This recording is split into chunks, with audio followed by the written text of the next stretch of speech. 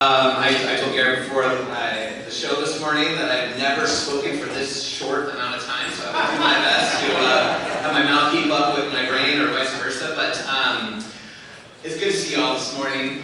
We're going to talk about some economic uncertainty, all of which you're aware of. I want to preface it with just an ask. When you think about uncertainty, or you think about some of these chances of showers, if you will, in the forecast as though you're planning for a trip. Okay? So we're going to think about stepping into the economic future as though we're planning for a long trip. We know the short-term conditions, but we don't know the long-term conditions. We've got to pack for anything, right? All right, so raise your hand if you do feel like things are uncertain right now, particularly uncertain. Okay, majority of you. Okay, let me see the next slide. I have some good news. I actually have data to back up the fact that you feel like things are uncertain. So that dark blue line you see there, it spiked in 2020, it spiked again in 2025. That is a measurement of economic uncertainty.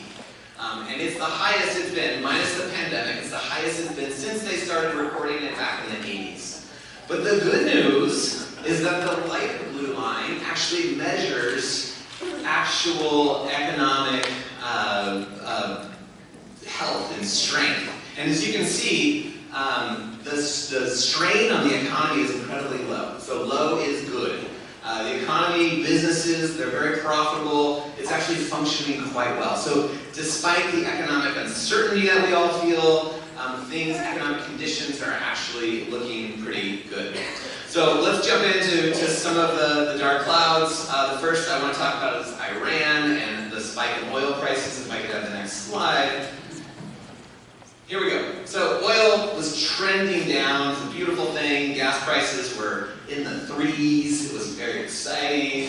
And as you know, the U.S. and Israel initiated a conflict with Iran. We've seen oil spike above 100.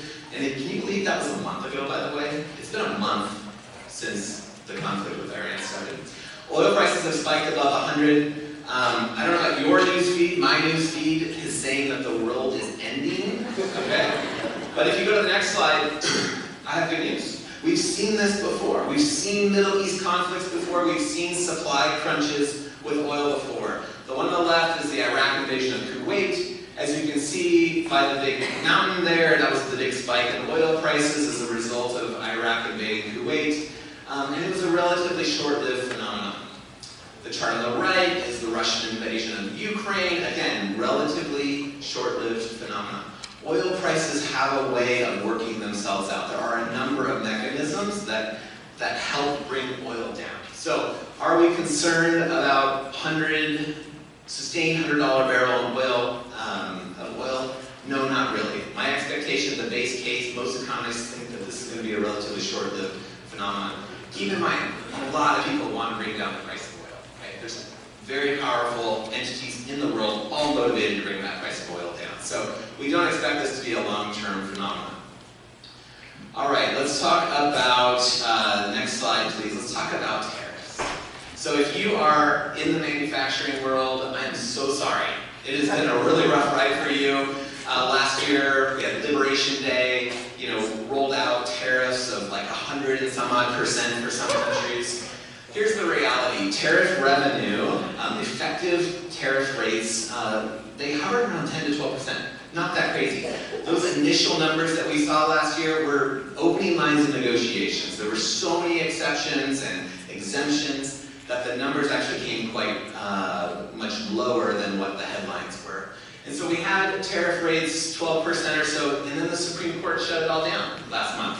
Did you see that? So tariffs, not legal, as mandated by the president. So now we have a new 10% across the board tariff. We'll see if that holds up in courts. Who knows? What are we going to do with all that tariff revenue we collected? We don't know. But the point is, it's not as bad as we thought it was going to be. Thank you. And I'm going to go ahead and just skip the next topic, because what I really want to tell you, let's go ahead and move on. Okay, year-over-year inflation, it's still at 3%. This is why the Fed is reducing rates. They can't. Inflation is still too high. Next slide. This is what interest rates have done. They went up, they went down, they're holding. Thank you. This is good morning flow. I know. I told you it was going to be hard for me. Here's the deal. How do you deal with this level of uncertainty, you guys? Okay. That's what I want you to think about it for packing a trip, like a trip.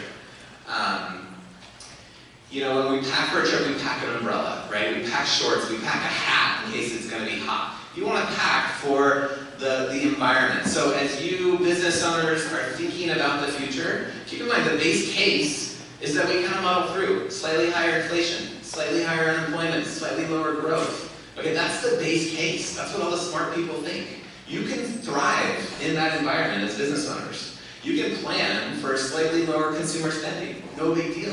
Okay, you can pack for that. But what you should not do and cannot afford to do is pack multiple umbrellas and get so caught up in the packing and the prep that you don't even go on the trip. All right?